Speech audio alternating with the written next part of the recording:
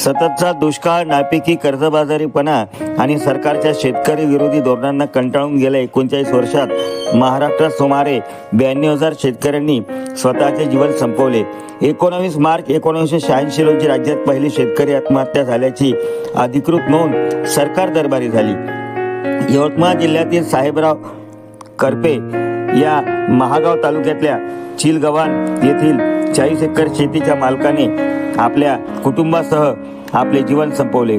पत्नी मालतीबाई व 4 मुलांसह साहेबराव करपे यांनी आत्महत्या करून या दुष्टचक्रातून आपली कायमची सुटका करून घेतली. आपल्या आत्महत्येच्या प्रसंगी लिहिलेल्या चिठ्ठीमध्ये करपे यांनी मी व माझ्या कुटुंबाच्या आत्महत्येनंतर तरी सरकारला जाग येईल व शेतकऱ्यांना सुखाचे दिवस येतील असा आशावाद व्यक्त केला होता. मात्र तो आजवर फोल ठरल्याचेच पाहायला मिळते. सरकार कोणाचेही असो, शेतकऱ्यांच्या दुर्दैवाचे दशावतार काही संपायला तयारच नाहीत.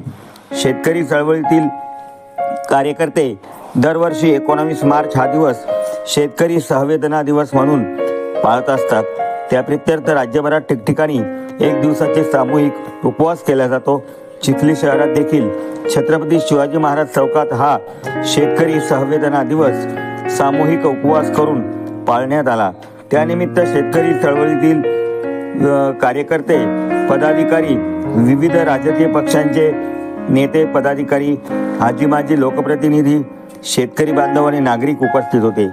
या प्रसंगी विविध वक्त्यांनी आपले मनोगत व्यक्त केले. शेतकऱ्यांच्या प्रश्नावर लढा देण्यासाठी पक्षीय मतभेद बाजूला सारून एकत्र येण्याशिवाय पर्याय नसून असे केल्यानेच शेतकऱ्यांच्या प्रश्नांना वाचा फुटून काहीतरी मार्ग निघेल असा आशावाद यावेळी व्यक्त करण्यात आला. MH28 news live Chikhli.